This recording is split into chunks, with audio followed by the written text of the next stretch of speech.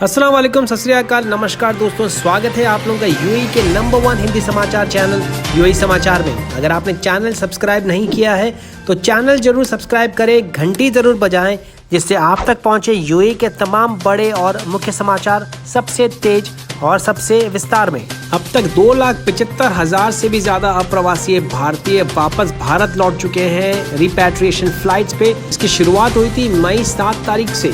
तकरीबन 5 लाख से भी ज्यादा अप्रवासी भारतीयों ने रजिस्ट्रेशन किया था। CGI यानी कॉन्सुलेट जनरल ऑफ इंडिया की वेबसाइट पे ये जानकारी दी है CGI के दुबई ऑफिस ने। और अभी भी आने वाले दिनों में काफी सारी फ्लाइट्स की अवेलेबिलिटी है भारत के अलग अलग हिस्सों में, जिसमें केरल, दिल्ली, गया, वाराणसी, अमृतसर, जयपुर, हैदराबाद, त्रिची, चेन्नई, मुंबई, अहमदाबाद, बेंगलुरु, मैंगलुरु और लखनऊ के एयरपोर्ट्स शामिल हैं। इसके अलावा fly Dubai, Emirates airlines, air Arabia, spice jet, Indigo, Go Air और विस्तारा की 100 से भी अधिक चार्टर फ्लाइट्स की व्यवस्था की गई है दुबई, शारजा और रासल खीमा के एयरपोर्ट से। दुनिया के सबसे रिचेस्ट क्रिकेट टूर्नामेंट में से एक इंडियन प्रीमियर लीग को हरी झंडी दे दी गई है यूएई में अरेंज करने के लिए, और इसकी डेट रहेगी सितंबर 19 से लेकर नवंबर 10 तारीख तक। ये जानकारी दी है BCCI यानी board of control for cricket in India ने रविवार को IPL गवर्निंग काउंसिल की मीटिंग के बाद BCCI ने ये फैसला लिया।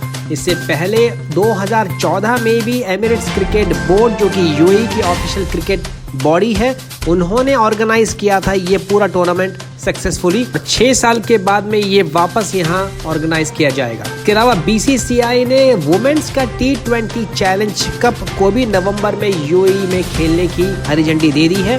वुमेन का T20 चैलेंज एक तरह से वुमेन्स इंडियन प्रीमियर लीग भी कहा जाता है। इस टूर्नामेंट के तहत 3 टीमें 4 मैचेस खेलेगी पूरे वीक में।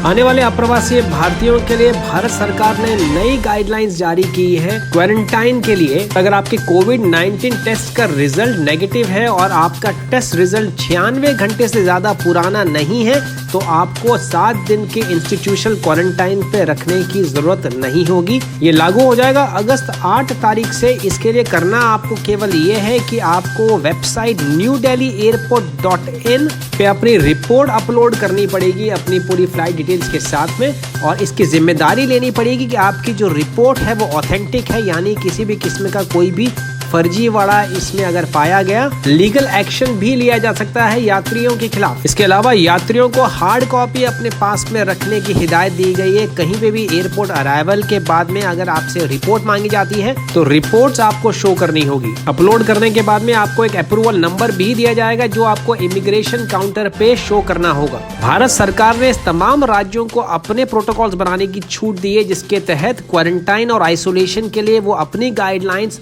अलग अलग तरीके से लागू कर सकते हैं। नए रूल के मुख्य पॉइंट जिस पे आपको विचार करना है वो ये है कि जितने भी यात्री भारत जा रहे हैं उनको ऑनलाइन पोर्टल www.newdelhiairport.in पे एटलीस्ट 72 घंटे पहले आपकी फ्लाइट डिपार्चर से डिक्लेरेशन फॉर्म अपलोड करना है। उसके अलावा आपको अंडरटेकिंग देनी है पोर्टल पे कि आप मैंडेटरी क्वारंटाइन जो 14 दिन के लिए लागू किया गया है, जिसके तहत 7 दिन आप पेड क्वारंटाइन में अपने खर्चे पे रहेंगे और 7 दिन आप घर पे रह सकते हैं सेल्फ मॉनिटरिंग के तहत। अपने स्वास्थ्य की देखभाल आप खुद करेंगे। इसके अलावा आरोग्य सेतु ऐप आपको अपने मोबाइल डिवाइसेस पे डाउनलोड करना होगा। केवल उन्हीं लोगों को उड़ान भरने दी जाएगी जिनके अंदर किसी भी किस्म के कोई भी लक्षण नहीं पाए गए हैं थर्मल स्क्रीनिंग के बाद। शारजा के अलदेद इलाके में 24 साल के युवा भारतीय इंजीनियर श्री सुमेश की गिरने से मौत हो गई।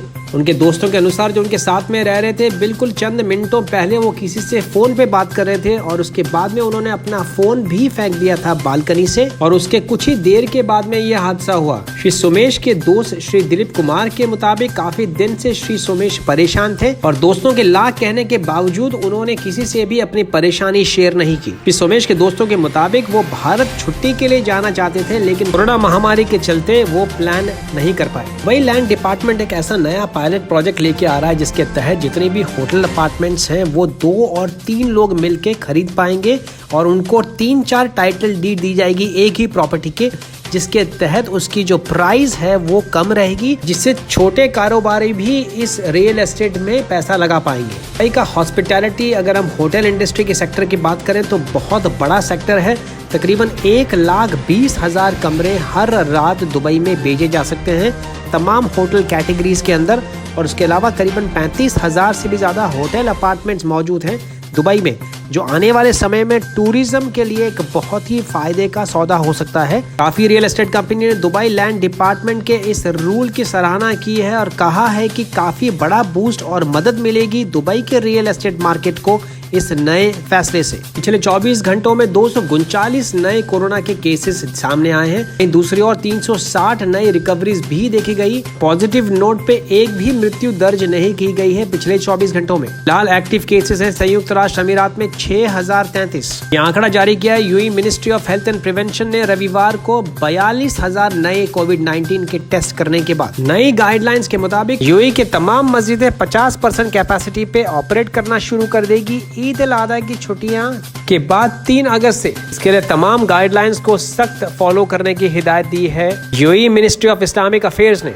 रासल खेमा पुलिस ने रेस्क्यू किया एक फॉरेन टूरिस्ट को जो अपना रास्ता भटक चुका था रासल खेमा की पहाड़ियां गलीला वैली में। रासल खेमा सेंट्रल ऑपरेशन रूम को ये सूचना मिली थी कि एक टूरिस्ट अपना रास्ता भटक चुका है इन पहाड़ियों में, और उसके बाद में हेलीकॉप्टर को डिस्पैच किया गया। ग्रुप कमांडर सईद अल यमाही, जो कि head of the air wing section है, उनकी अगुवाई में आगाह किया तमाम ट्रैकर्स को या जो भी लोग रॉक क्लाइंबिंग के लिए इन पहाड़ों में जाते हैं कि कम से कम बेसिक कोर्स जरूर करें रॉक क्लाइंबिंग का इन दुर्गम पहाड़ियों में जाने से पहले। यूएई की सबसे ऊंची पर्वत चोटी जेबल जायस के लिए नई रोड का निर्माण किया जा रहा है, जो कि वाडी हकील एरिया से होकर गुजरेगी। और ये जो अभी फिलहाल की रोड है ओल्ड वाडी अलबिया रोड, जो कि बाढ़ के कारण काफी क्षतिग्रस्त हो गई है, डैमेज हो गई है, उसके अल्टरनेट के तौर पे काम करेगी। ये जानकारी दी है श्री अहमद अल हमादी, जो कि डायरेक्टर जनरल है जनरल सर्विसेज डिपार्टमेंट रासल खेमा में। श्री हमादी ने कहा कि जेबल जैस रोड को रोजाना 2000 से भी ज्यादा लोग इस्तेमाल करते हैं और वीकेंड पे ये तादाद बढ़ के पहुंच जाती है 35,000 गाड़ियां। भाई world self driving transport challenge 2021 के लिए 31 अगस्त की डेडलाइन का ऐलान किया है Dubai road and transport authority ने। नए कंपटीशन के अंतर्गत 6.3 मिलियन दिरहम के टोटल प्राइज मनी दिया जाएगा आरटीए की तरफ से। कोई भी इस कंपटीशन में हिस्सा ले सकता है, चाहे वो वर्ल्ड की लीडिंग कंपनीज हैं, स्टार्टअप्स हैं, लोकल कंपनीज हैं। कोई भी आरटीए के वेबसाइट्स के थ्रू अपनी एंट्रीज भेज सकती हैं। ये जानकारी दी श्री मताल तायर, जो कि डायरेक्टर जनरल, जो कि chairman of the board of executive director हैं रोड एंड ट्रांसपोर्ट अथॉरिटी के। ये कंपटीशन आत्मनिर्भरता की तरफ एक बहुत बड़ा कदम है, जिसके तहत बिना ड्राइवर की स्वचालित गाड़ियों के लिए एक बहुत बड़ा प्लेटफॉर्म दुबई दुनिया को प्रदान कर रहा है। ये थे अब तक के मुख्य समाचार। दोस्तों, अगर आपने चैनल सब्सक्राइब नहीं किया है तो चैनल जरूर सब्सक्राइब करें, घंटी जरूर बजाएं, जिससे आप तक पहुंचे यूएई के तमाम बड़े और मुख्य समाचार सबसे तेज और सबसे पहले।